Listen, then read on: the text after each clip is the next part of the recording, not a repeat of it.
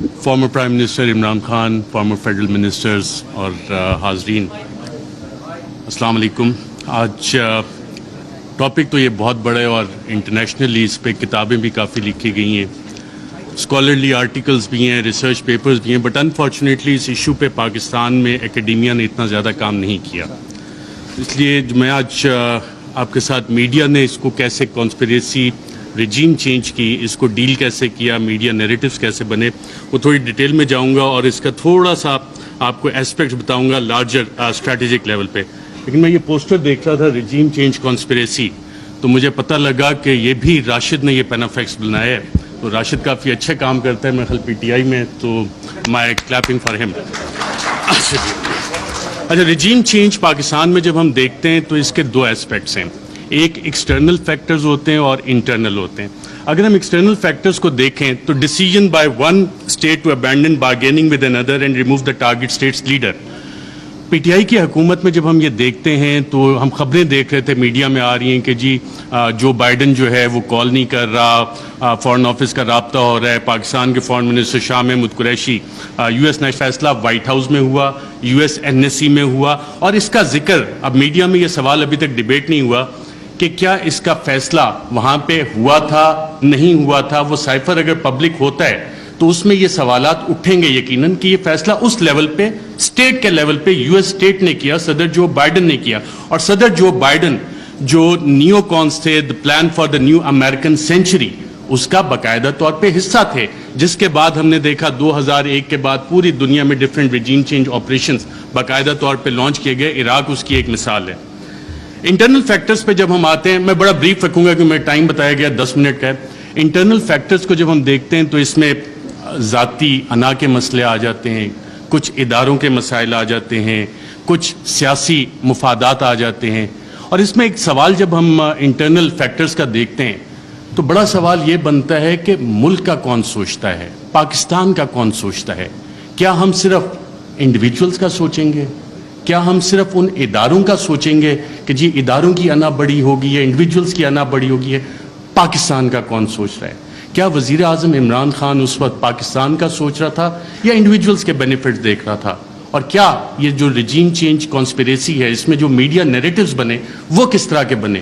اس میں انڈیویجولز اور انسٹیٹیوشن نے ڈومینیٹ کیا یا پاکستان کا سوال کسی نے اٹھایا؟ اس حوالے سے میڈیا نیریٹیوز اس حوالے سے سائلنٹ ہیں، اس میں آپ کو انسٹیٹیوشنل اور انڈیویجول ڈومیننس نظر آتی ہے۔ اچھا، کوورٹ ایکشن بھی اس میں باقاعدہ طور پہ پلان ہوا۔ میڈیا میں being fly on the wall and being an active participant, ایک ایکٹیو جرنلسٹ ہوتے ہوئے آپ کو بہت کچھ پتہ لگتا ہے کہ جی میڈیا نیریٹو بننا کیسے۔ اکثر جو حکومتیں بیٹھی ہوتی ہیں ان کو سب سے آخر میں پتہ لگتا ہے کہ ہمارے ساتھ ہو کیا رہا ہے، میڈیا کو پہلے پتہ لگ جانا شروع ہو جاتا ہے، کیونکہ کوورٹ ایکشن میڈیا نے پبلک اوپینین شیپ کرنا ہوتا ہے، پاپولیشن کو بتانا ہوتا ہے کہ جناب یہ حکومت کے ساتھ مسائل ہیں، اور وہ کہانیاں شروع ہو جاتی ہیں، اور یہ ڈاکومنٹڈ ہے اس سارے کیس میں بھی۔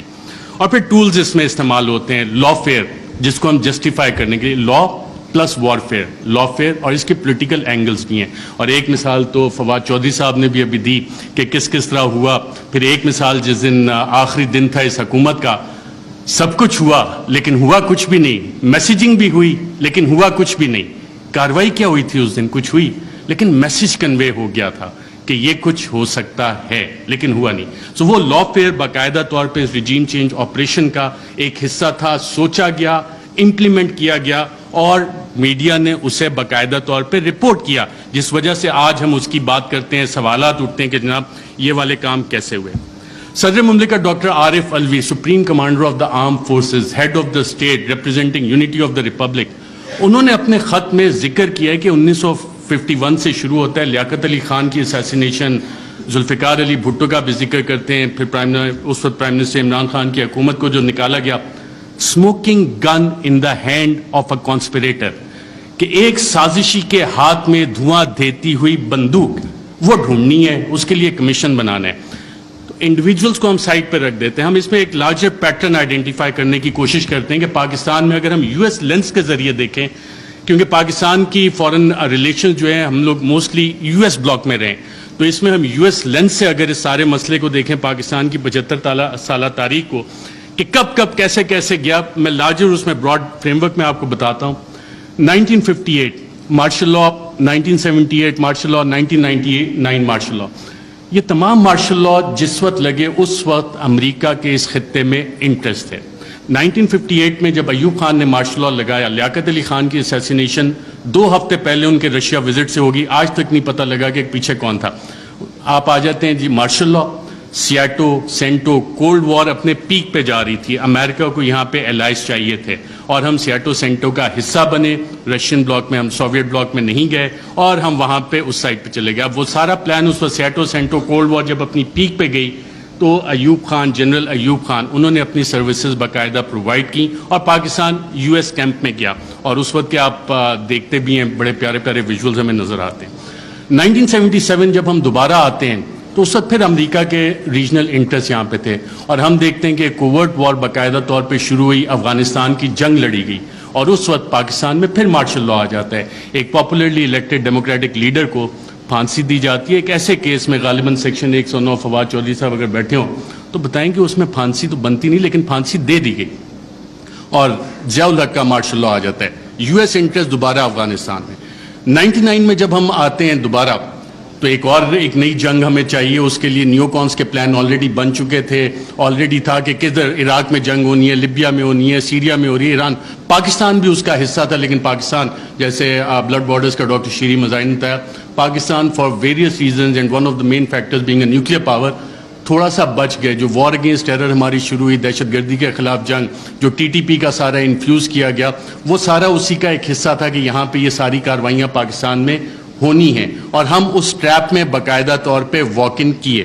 یہ والے ہم 3 فیزز جب نکالتے ہیں, اچھا ان میں ٹرانزیشن کیسے ہوتی ہے؟ ٹرانزیشن پاپولرلی ہوتی ہے. جتنے بھی یہ لوگ گئے, جب ہم دیکھتے ہیں کہ جناب ٹرانزیشن 1969-70 میں جو ٹرانزیشن آئی وہ پاپولر اپرائزنگ ہوئی, پاپولر لیڈرز آپ کے کھڑے ہوئے, پاکستان پیپلز پارٹی کا قیام آیا, انہوں نے کہا کہ جی ناؤ ڈیڈی از نو مور ایکسیپٹیبل, میں بڑا ہو گیا ہوں, میں اپنی الگ پارٹی بناؤں گا, پاکستان پیپلز پارٹی. عوامی لیگ الگ بنی شیخ مجیب کی, اور پھر اس کے بعد کی جو الیکشن مینیپولیشن کی داستان ہے اس کے ریزلٹس ہمارے سامنے.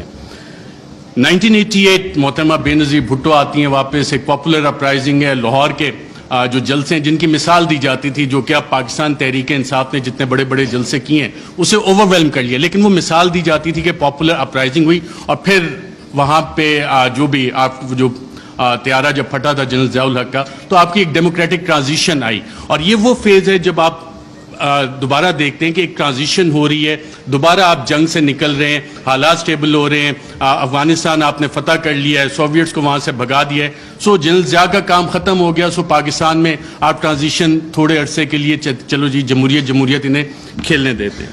پھر آ جاتا ہے 1999 اور 2007-8 general Musharraf, war against terror, اور اس کے بعد جب ان کی یوٹیلیٹی ختم ہوتی ہے, ہم نے دیکھا ایک پاپولر اپرائزنگ ہوتی ہے اور انہیں جانا پڑتا ہے, ہم لائرز موومنٹ بھی دیکھتے ہیں, ساری چیزیں.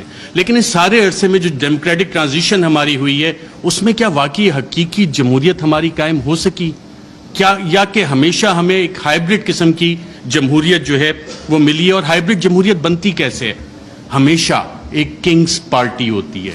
جب آپ پاکستان کی تاریخ اٹھا کے دیکھتے ہیں تو جو مین آن ہارس بیک ہیں, گھوڑے جو لوگ رائڈ کرتے ہیں, ہارس رائڈنگ کرتے ہیں, وہ اچھے گھوڑے رکھنے کا شوق بھی رکھتے ہیں, تو وہ چیز ہوتی ہے. لیکن اس ساری چیز میں ایک ٹائم فریم بڑا ڈفرینٹ آ رہا ہے پاکستان کی تاریخ میں, وہ آ رہا ہے 2018 سے 2022 کا.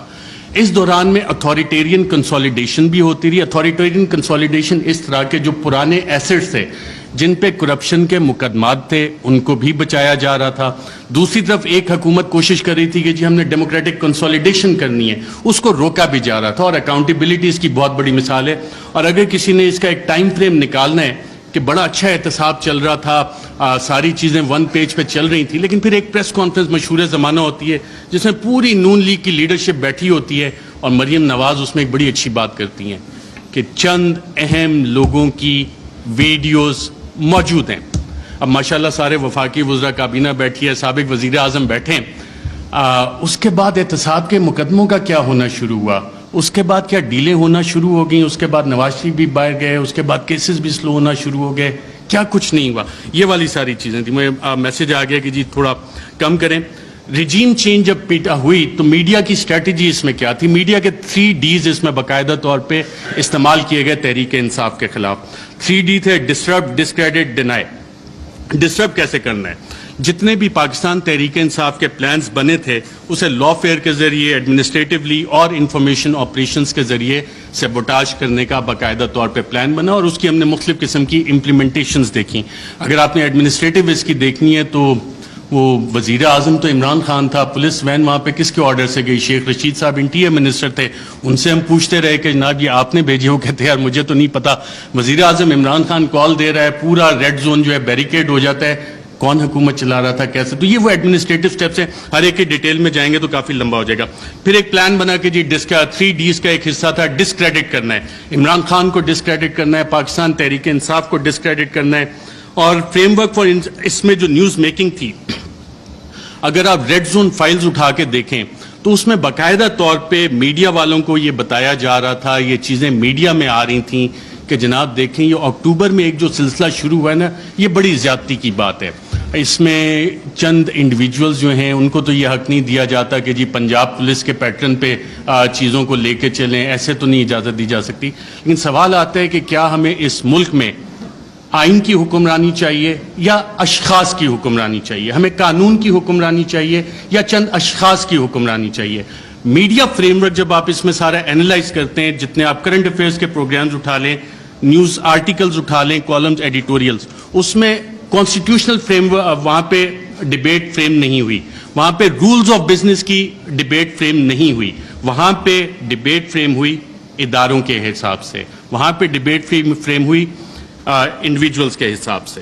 اور پھر اپریل میں 9-10 اپریل, اس سے پہلے یہ پلان آ گئے تھے کہ جناب میڈیا سپیس بھی ڈینائی کرنی ہے, بلیک آؤٹ بھی کرنا ہے, جو چند صحافی کوشش کریں کہ آواز اٹھانی ہے ان کو آپ چینل سے نکال دیں. عمران ریاض میرا خیال ابھی بھی بیٹھے ہیں, مجھے اطلاع ملی تھی کہ انہوں نے ایکسپریس جوائن کرنا ہے, لیکن ایکسپریس پہ بھی ابھی تک آن ایئر نہیں ہو سکتا ہے, حالانکہ سلطان لکھانی صاحب فریڈم آف پریس میڈیا اس پہ بلیو بھی کرتے ہیں, کافی اچھے ایڈیٹوریل آرٹیکلز اور چینل بھی چل رہا ہے, but he is not on year.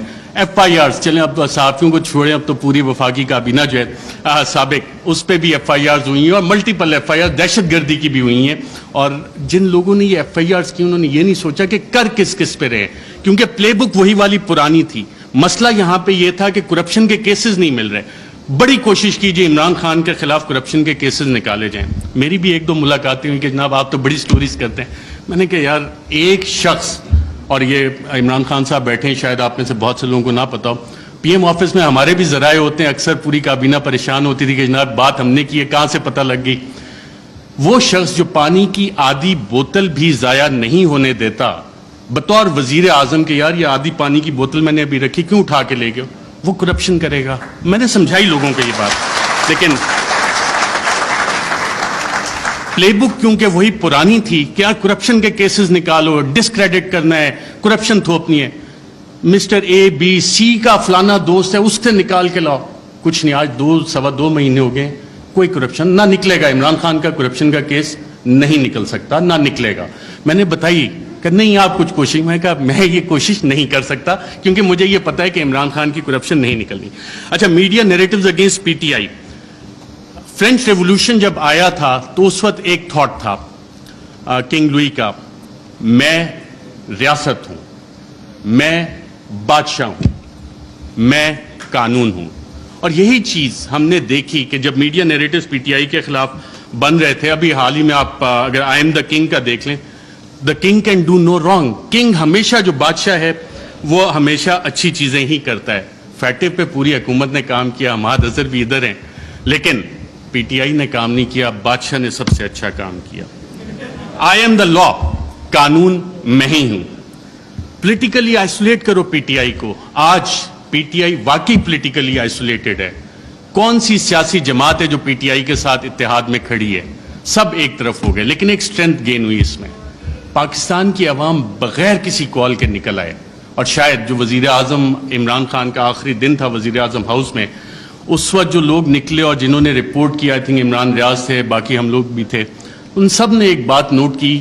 آپ نے خود بھی اپنا دفتر چھوڑنا ہونا, کافی ٹائم لگتا ہے, کہ ایک شخص فوراً اٹھ کے چلا گیا اور کہا, جب سوال جواب ہوئے, کوئی رہ تو نہیں گیا, کہ اکیلا کر دیا, اب اس کے ساتھ کس نے کھڑا ہونا ہے؟ پاکستان کی عوام کھڑی ہوئی.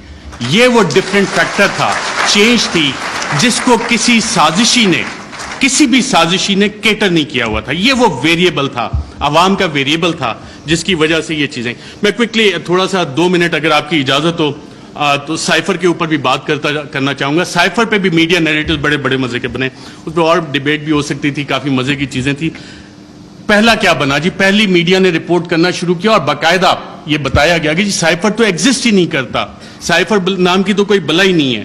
پھر دوسری چیز ہے, میڈیا کی یہ سٹوریز آئیں اور ریکارڈ کے اوپر موجود ہیں, پرنٹ کیے ہیں, ٹی وی پروگرامز ہیں کہ سائفر تو یہ ایزمپشنز پہ بیسڈ ہے. وہ ایزمپشنز ہیں ہمارے ایمبیسیڈر کی یا کس کی.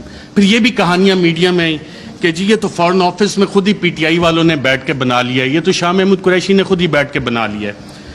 پھر جب وہ بھی ساری چیزیں, کیونکہ سائفر ایگزسٹ کرتا تھا, سائفر موجود تھا, پھر کہا گیا جی کانسپریسی کا ایویڈنس کوئی نہیں ہے. اچھا پھر عمران خان بطور وزیر اعظم میرا خیال وہ کرکٹ کھیل رہے تھے, اور جب انہوں نے کہا تھا کہ مینٹلی میں اسٹرانگ ہوں, تو بہت سے لوگوں نے انڈر ایسٹیمیٹ کیا. انہوں نے کابینہ کی بھی کمیٹی بلائی, کابینہ کی اسپیشل کمیٹی غالباً 30 مارچ کو ہوئی. 30 مارچ کو میں نے سابق وفاقی وزراء سے پوچھا, وہاں کانسپریسی کی بات بھی ہوئی, کانسپریسی کا ذکر بھی اس میں ہوا, اور پھر 31 کو نیشنل سیکیورٹی کمیٹی بھی انہوں نے بلا لی, اور اس کا بھی مور اس پہ لگ گئی کہ بلیٹنٹ انٹرفیرنس. اور اس کے آخری پیراگراف میں ایک لفظ لکھا ہوا ہے کہ جو 31 کو نیشنل سیکیورٹی کمیٹی کی میٹنگ ہوئی, اس نے 30 مارچ کے جو منٹس اسپیشل کیبنٹ کے ہیں ان کو ریٹیفائی کیا.